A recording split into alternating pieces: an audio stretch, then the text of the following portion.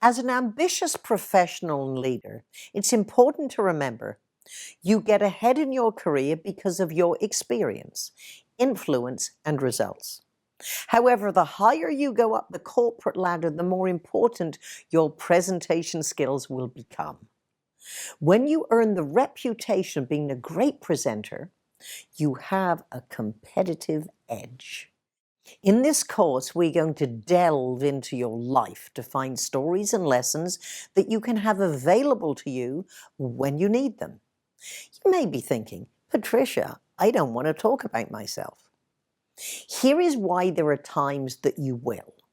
To show your audience the person behind the position. This makes you real and approachable.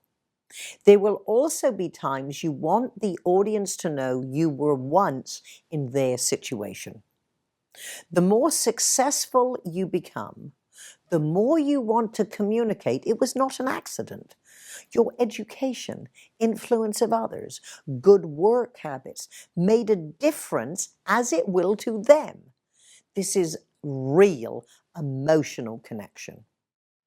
You may be designing your first speech or creating a new presentation. The advice you're hearing is based on my over 30 years of platform experience, over 15 years coaching executives, sales teams, and other professional speakers.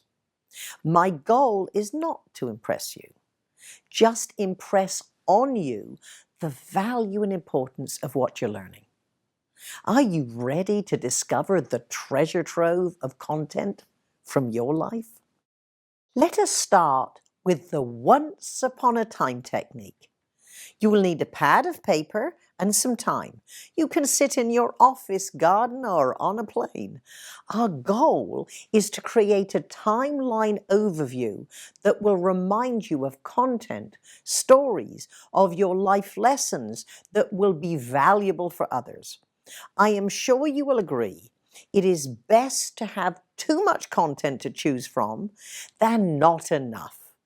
Start at the beginning of your life and list an overview of what happened, turning points, mentors, challenges, influence, and lessons that helped you be successful. However, do it in the third person as if it were a fairy story. At this point, you are not going into great detail. For example, if it were my story, once upon a time, a little girl was born in a small town in England. Her brother was 1 year, 1 month, 1 day, 12 and a half hours younger than she was. He was always top of the class, and many thought he was a genius. She was always about 15th in the class of 30. And she thought, I'm not as smart as these other kids. I better work harder. At that point, she never missed school. For years, she received 100% attendance certificates, never won anything else. However, she developed very good work habits.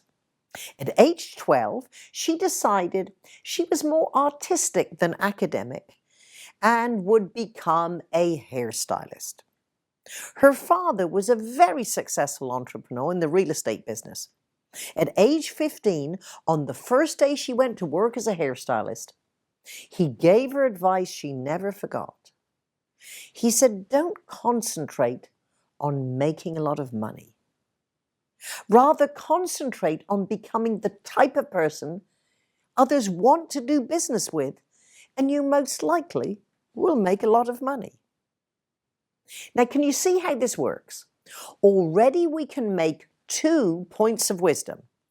The first focuses around self-discipline and good work habits. This is also included in my keynote speech, Opportunity Does Not Knock Once. The second is a business philosophy that helped me build a successful business and is told in my keynote, Getting, Keeping, and Deserving Customers.